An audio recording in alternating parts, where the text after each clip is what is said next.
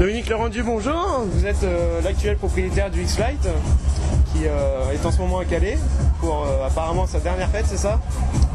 Tout à fait, normalement c'est sa dernière fête puisque nous attendons une nouvelle attraction pour la semaine 34 qui était prévue et on l'espère pour la semaine 32, c'est-à-dire pour la part de Cambrai. Alors j'y suis allé cette semaine, les travaux, la peinture, c'est déjà bien avancé. D'accord, on va en parler. Donc j'y crois bien. D'accord. Alors donc ce nouveau manège c'est le Sico de KMG. Alors est-ce que vous pouvez nous en dire un petit peu plus sur les rotations, le fonctionnement de ce manège? En dire un petit peu plus, oui, sans trop en dévoiler. C'est quand même un prototype, donc il y a des choses que je n'ai pas encore bien saisies. C'est un modèle qui est à l'essai et qui fonctionne déjà bien. Là il est en plein montage. Aménagement pour la lumière et les dernières mises au point. La rotation, il y a une rotation supplémentaire puisque les nacelles, au lieu d'être 4 côte à côte, sont 2 vis-à-vis, donc 2 dos à dos. Alors, comme les boosters, hein, c'est ça? Oui, comme les boosters, mais ce n'est pas les nacelles des boosters. Ça reste la nacelle des afterburners et des frac out. Là, elles sont dos à dos, montées sur une rotation avec un moteur. Donc elles sont motorisées pour faire un tour à 360 degrés. Mais au ralenti pour ne pas accélérer trop le nombre de G, puisqu'il y a déjà la rotation des bras en bout du pendulaire et le balancement. Alors ça fait 2 rotations et un balancement qui fera une nouvelle sensation. Je ne sais pas s'il y aura la même accélération, mais ça monte quelques mètres plus haut et normalement on devrait aller à 30 mètres. Il est prévu pour 26 mètres, mais on va probablement aller à 30 mètres et puis avec un balancement relativement doux. Mais ça, il n'y a qu'avec les essais on le verra bien, pas les essais, avec son fonctionnement. On aura aussi la possibilité d'enregistrer des tours qui nous semblent satisfaisants pour la clientèle et que nous pourrons remettre en automatique. D'accord, au niveau des commandes alors. Au niveau des commandes, ça sera mémorisé, ça restera en mémoire et on pourra envoyer les mêmes tours. D'accord. Alors ce nouveau métier, vous l'avez baptisé le R1 Max. C'est votre propre choix ou c'est KMG qui a, en accord avec vous bien sûr, effectué ce choix? C'est notre choix à nous. Qui représente quoi exactement? R1 parce que c'est l'avion le plus protégé au monde, hein, je pense. Et puis Max parce que c'est un maximum de sensations. Et j'ai aussi un garçon qui s'appelle Max. Donc j'ai fait d'une pierre deux coups.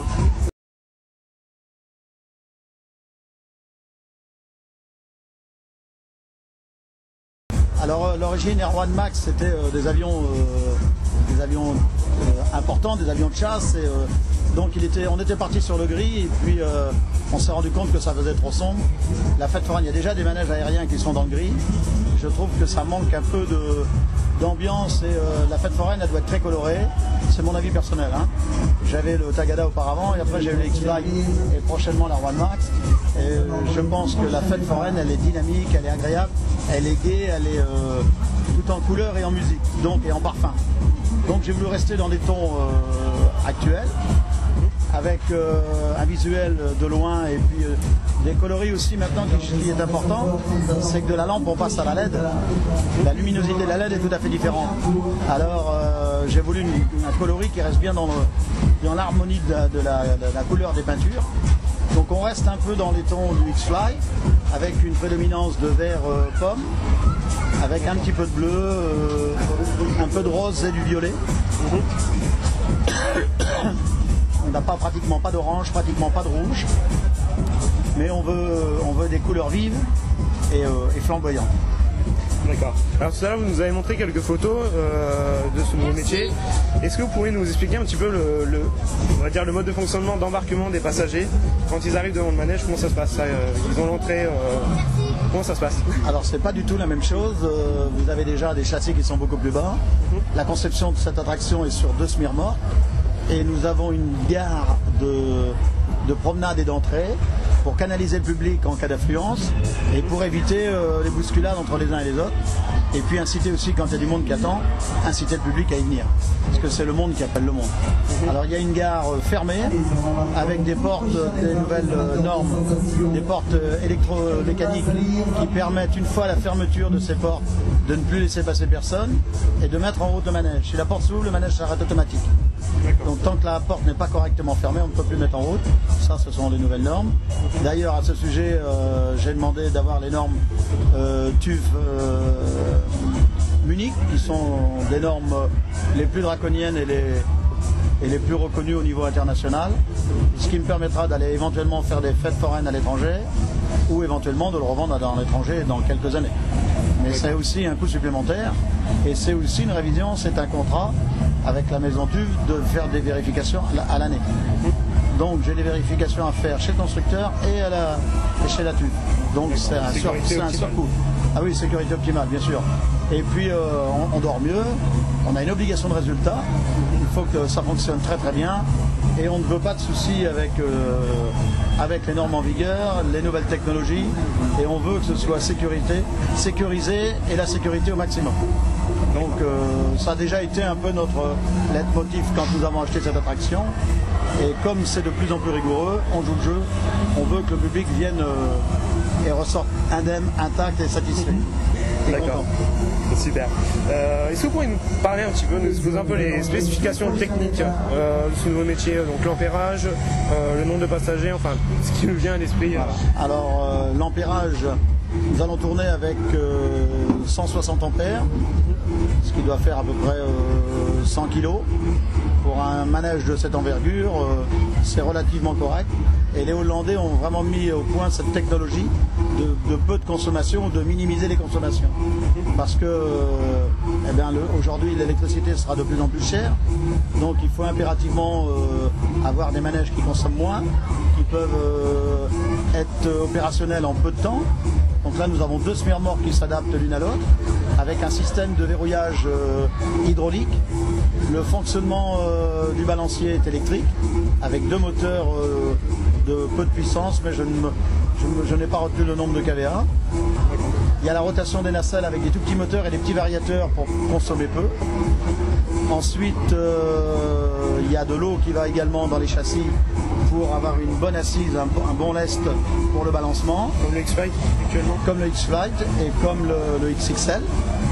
Et la gare est comme le XXL, donc le modèle phare de chez KMG. Nous avons 24 places, ce qui fait 50% de places supplémentaires par rapport au X-Flight. Et puis nous allons essayer d'avoir un tarif attractif, de ne pas être trop cher pour que les gens aient envie d'y remonter et que ce soit abordable pour tout le monde. D'accord. Alors au niveau des dimensions au sol. Alors les dimensions au sol, les semi-remorques sont de 17 mètres et en profondeur avec la gare et la marge de grimpette, nous serons à 13 mètres, ce qui fait 2 mètres supplémentaires par rapport au X-Flight. Donc ça va, mais ça c'était aussi important. Et puis comme nous avons la caisse qui va au bout du manège, on reste dans les mêmes dimensions de ce que l'on occupait auparavant. Ce qu'il faudra faire très attention, c'est l'envol, au lieu d'être arrière et avant, sera de gauche et de droite. Donc à partir de ce moment-là, selon les implantations, nous aurons à faire attention aux arbres, aux poteaux et au voisinage. D'accord, alors si je ne me trompe pas, c'est votre deuxième manège KMG, après le X-Flight que vous avez acheté en 2004. Le Tagadog que vous aviez avant, c'était quel constructeur? C'était une construction italienne SDC qui tournait en Autriche, qui avait été vendue au bout de 6 ans en France. Et moi j'ai racheté 6 ans après, il avait 12 ans. Et j'ai déjà été tellement déçu par l'état mécanique du manège, ce qui m'a coûté très cher. Donc je ne voulais plus racheter le manège d'occasion. Mais entre ne plus vouloir et avoir les moyens, c'est autre chose. Donc comme j'ai eu la confiance des banques et que c'est le 4e financement que me fait cette banque-là, j'ai été sérieux dans toutes mes acquisitions, j'ai respecté tous mes engagements, donc là ça se passe bien. Au niveau attraction et construction KMG, ce sont forcément des investissements lourds. Les rapports qualité-prix, technologie, poids, temps de montage, consommation d'énergie, je pense que KMG, les Néerlandais sont à la pointe actuellement Il y a d'autres constructeurs performants, mais c'est des choix à faire. Et puis j'ai eu un suivi au niveau petits problèmes, panne permanent, forcément les samedis ou les dimanches soirs, et en direct avec un interprète qui travaille chez KMG. Si je n'arrivais pas à le contacter, il me rappelait dans les 10 minutes. Donc au niveau après-vente, il y a vraiment un contrat entre nous exceptionnel et un suivi vraiment sérieux. D'accord, donc c'est... Ce qui fait aussi que, eh bien, on rapporte ses choix sur un suivi et sur un sérieux. D'accord, c'est ce qui fait que vous avez acheté ce dernier manège chez KMG. Ce qui fait que j'ai racheté cette attraction chez KMG. Et puis j'ai failli avoir le XXL, premier modèle, mais financièrement j'ai été frileux, j'ai eu peur. Et là, ils m'ont fait encore une proposition d'une nouvelle attraction. Et sachant le sérieux de l'entreprise, je me suis jeté à l'eau. Quoique, quand c'est un prototype, il y a souvent des petits soucis. Mais je pense qu'on les réglera au fur et à mesure. Et là, pour le montage, normalement, j'ai 2 monteurs spécialisés, dont un qui parle français, qui viendra avec moi pendant 1, 2, voire 3 jours pour les petites mises au point. Donc j'espère que ça se passera bien.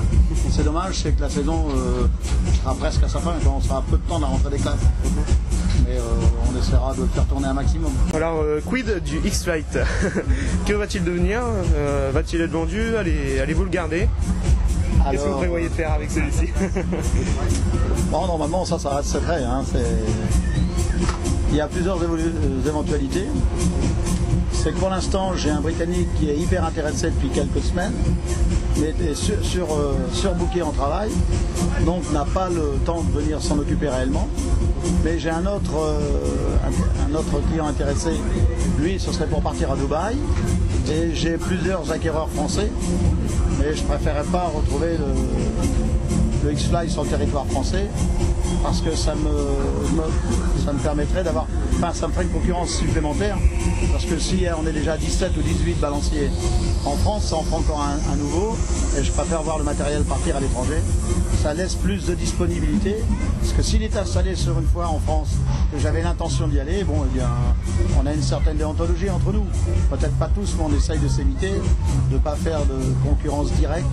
Après, ça crée une moins bonne ambiance. J'en ai déjà eu l'expérience avec un prédécesseur dans le même type de manège. D'accord. Alors, quid aussi des futures fêtes foraines que vous allez effectuer avec le R1 Max?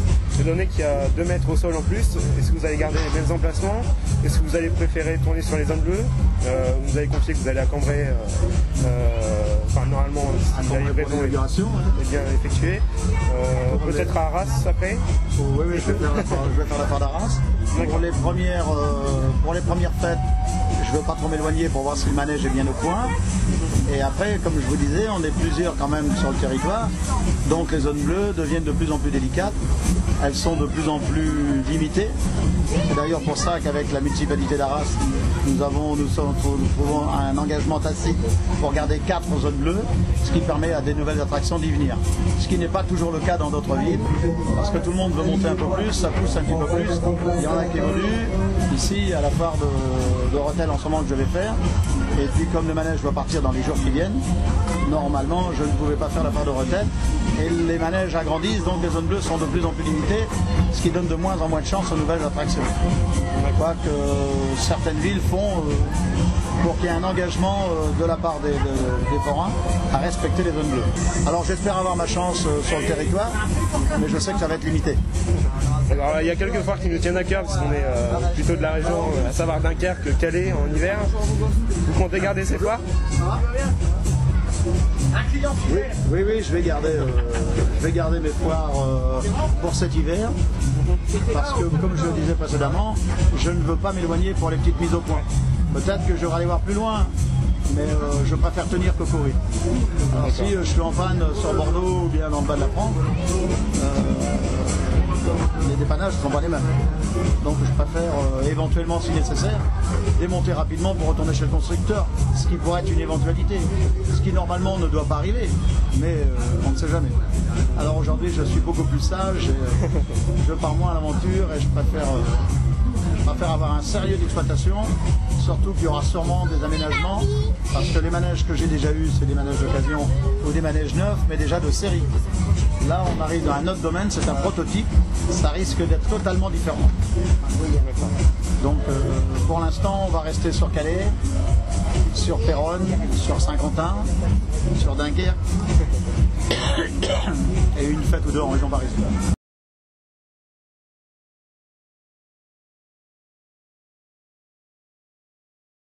Non, il ne faut pas avoir mal au cœur. Le X-Fly, c'est un beau manège, il a amené des sensations, il a amené des ambiances, des rencontres, des connaissances, des sympathies, des amitiés. Mettre en route. Mais derrière ça, il y aura encore plus de place sur l'autre et ça sera encore une nouvelle technologie, une nouvelle sensation et je pense que les fans du X-Fly y retrouveront leur ambiance et puis l'ambiance que nous savons y mettre, la famille à animer nos attractions et qui seront toujours les bienvenus et puis probablement il y aura peut-être quelques petits avantages pour les premiers tours. D'accord. Voilà. Alors peut-être le dernier mot de la fin. Dernier mot de la fin, non, on va toucher du bois, croiser les doigts, pourvu que ce soit un bon investissement. C'est une attraction qui plaise, mais c'est pas une très grande aventure parce que c'est une nouvelle technologie, mais on reste dans le domaine du balancier. Donc je pense que ça va être une sensation supplémentaire. Il y a la demande de la clientèle. Et puis ça fera un renouveau et selon l'âge de la clientèle, on pourra faire tourner plus ou moins vite et faire tourner en rotation plus ou moins. Donc on aura plusieurs possibilités. Le mot de la fin, non, je vous remercie d'être venu nous interviewer, vous avez donc une première. Et puis j'espère que la fête foraine continuera à perdurer, puisqu'il y a toujours des investisseurs. Ça veut dire que la fête foraine fait vivre les professionnels, mais derrière ça, ce sont des engagements financiers, personnels, ce sont des prises de tête, ce sont aussi des prises de risques. Mais je pense que la fête foraine a encore de beaux jours devant elle, puisqu'il y a encore de beaux manèges, qu'ils soient grands ou petits ou moyens ou pour les enfants.